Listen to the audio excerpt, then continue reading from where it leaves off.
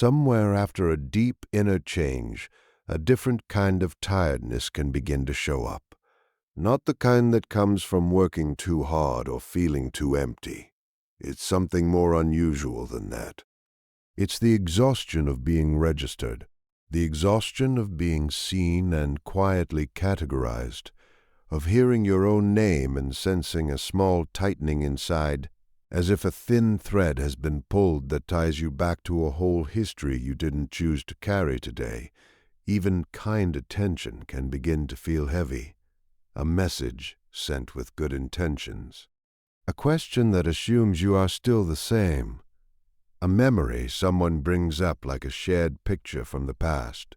It's not that any of this is bad. It just slowly starts to feel like a request to step into form again, to become readable, to return as the person others believe they know. And the tiredness is not only social, it is internal as well, because once the mind has noticed the machinery of identity, it cannot unnotice it. Every introduction, every preference, every "this is who I am" starts to feel like effort. What can feel disturbing is how simple the fantasy becomes. No explanations, no clear outline, no story attached. Not as a way to escape life, but as a quiet wish to exist without being pinned down by it.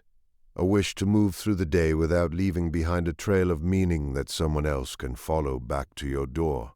Some people might call this a desire for anonymity, but it is more than just privacy. It is relief from constant self-reference. If you have gone through what many describe as ego death, whether through meditation, music, crisis, psychedelics, or a slow and steady clarity, this kind of fatigue can appear like an aftershock. Ego death is often described as freedom, and sometimes it truly feels that way.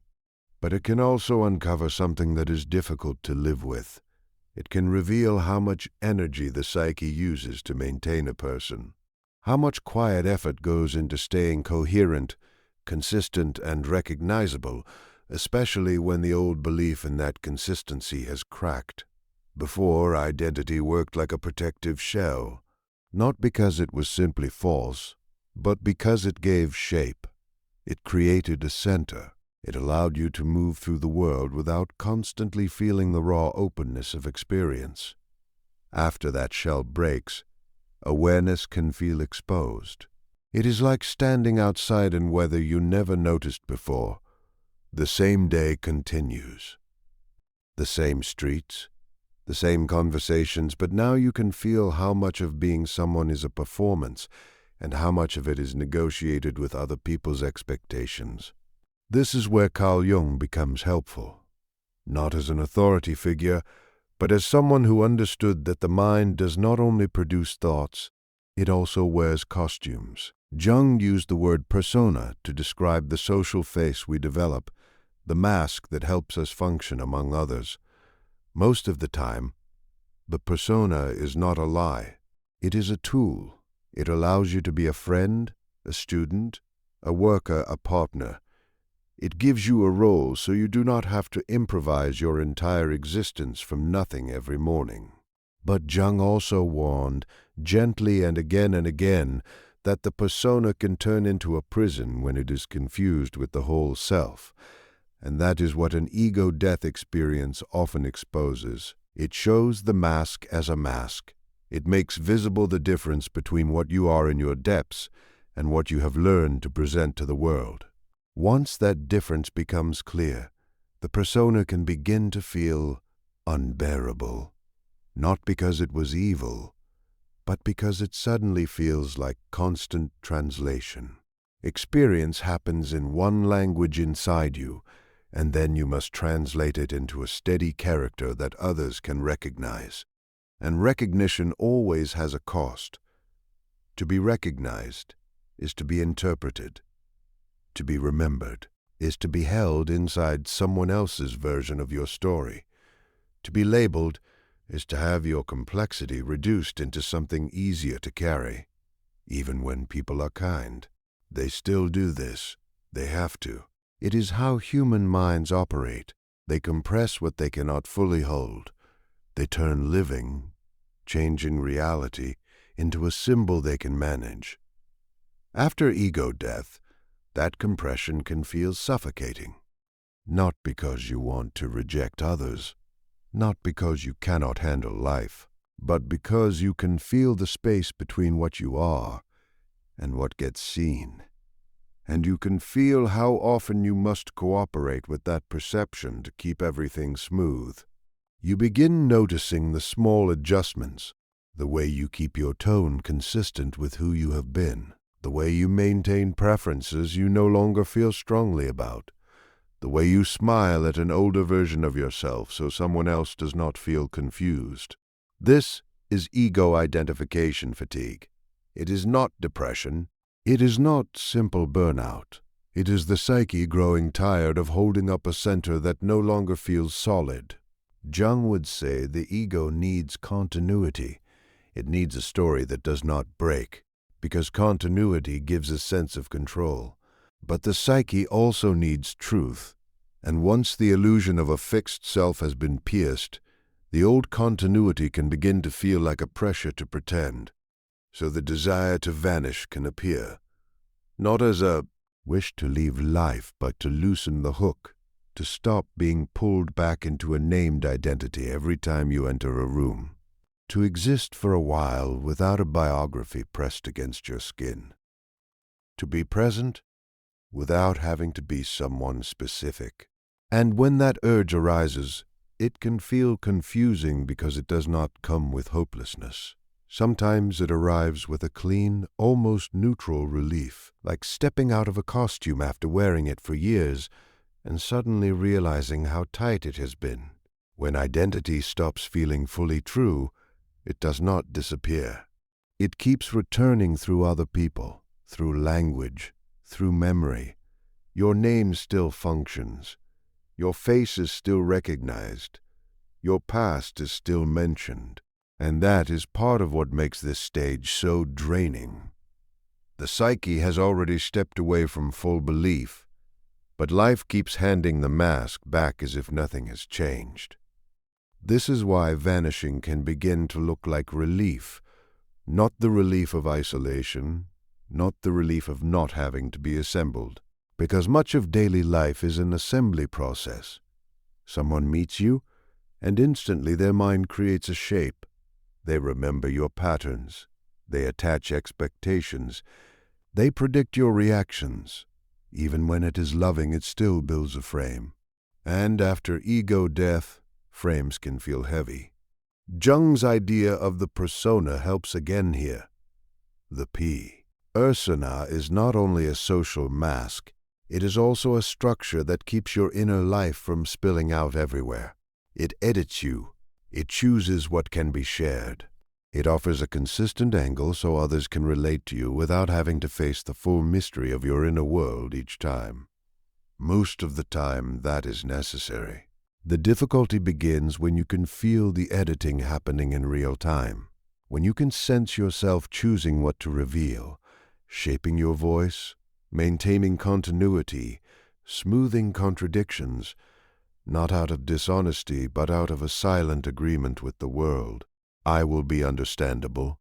After ego death, that agreement can begin to feel costly, because the psyche has tasted something less defined, something that does not need to be consistent, to be real.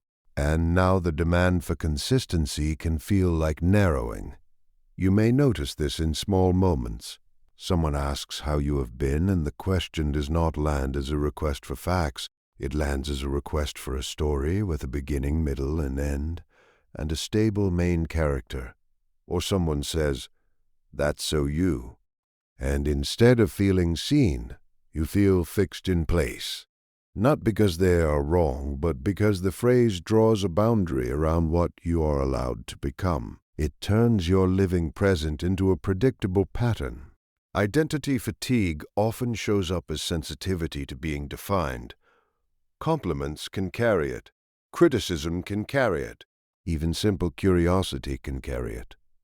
Because each one says in its own way, Become something I can describe so I can hold you.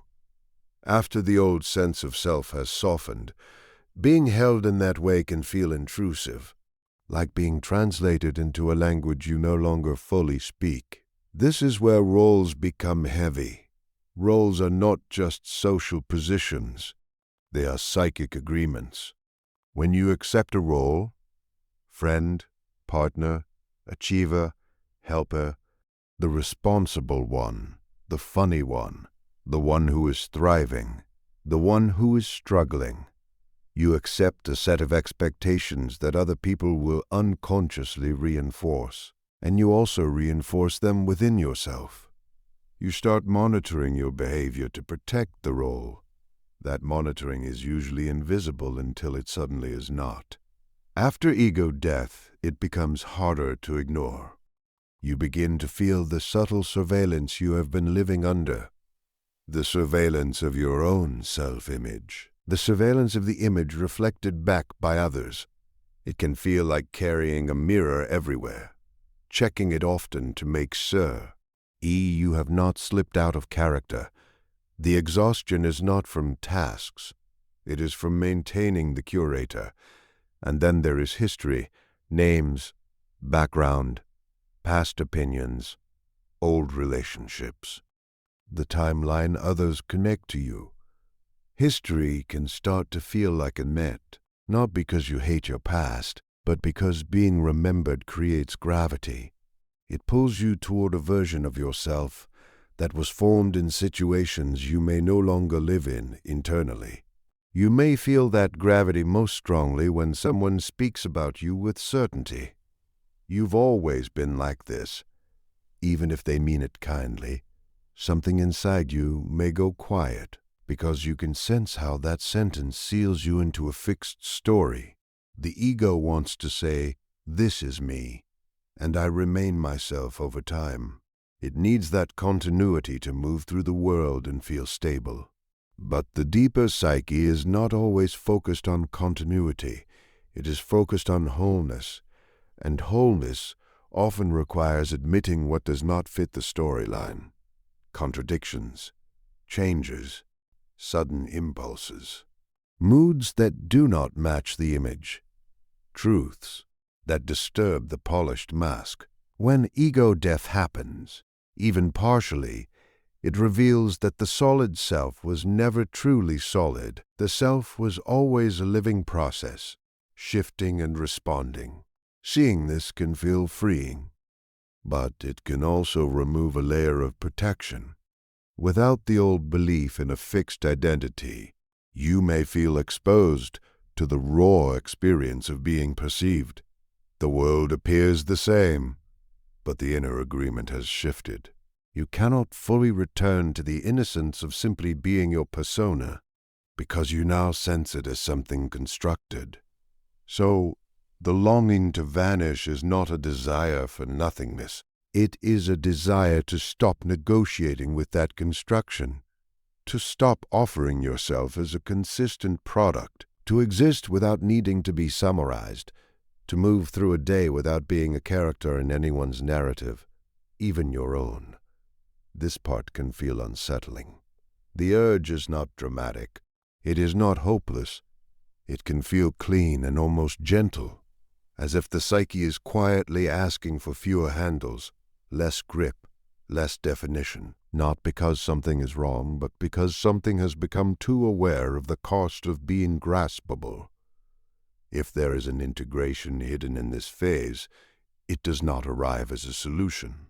It arrives as a shift in how identity is carried, not tightened, not thrown away, carried more lightly. You may still have a name, roles, history, and a style of speaking, but they start to feel less like a cage and more like clothing, worn when needed, loosened when possible, not mistaken for your skin. This renegotiation can take time. It may mean allowing others to feel confused at times. It may mean disappointing the expectation that you will remain near. Twily the same. It may mean choosing silence where you once filled the space with personality. not as a withdrawal from life, but as a refusal to constantly translate your being into performance. And maybe this is the quiet truth beneath the strange urge. The psyche is not asking to disappear. It is asking to stop being trapped inside definitions. It is asking for space to exist without the constant pressure of who you are supposed to be. Not because identity is wrong, but because once you have seen through the mask, wearing it every hour can feel like carrying an extra body. If this speaks to you, let it settle gently. The fatigue does not mean you are damaged. It may simply mean you no longer believe in the version of yourself that repetition has kept alive. What you are reaching for is not absence. It is presence, without the weight of a permanent label. It is not a wish to leave life. It is a wish to live without constantly proving that you are someone you no longer fully believe in. So let me ask you something. Have you noticed that what exhausts you now is not effort, not sadness, not even other people, but the constant need to be understandable, to keep a shape, to maintain a storyline, to keep a steady version of you in place so the world remains comfortable? If you have, you are not alone in that experience, and you do not have to treat this fatigue as a problem solve or a feeling to escape. Sometimes it is simply the psyche asking for fewer handles, less gripping, less defining, less being held to a version of yourself that no longer feels true. So here is a question you can sit with after this ends. Where recently have you been performing coherence for someone else, and what might soften if you stopped? If you want, share your answer in the comments, not as a confession, just as a small signal to others who may be quietly carrying the same invisible weight. Reading those responses can make this whole experience feel less isolating and more like something deeply human that happens when awareness changes the rules. And if you would like more reflections like this, grounded and psychological and honest about these strange middle spaces, subscribe to Fractal Wisdom channel. Not because you need to become a better version of yourself, but because you may need language for what you are already living. If this reached you, you will likely sense what comes next. For now, let this be the closing thought. You do not have to disappear to feel free.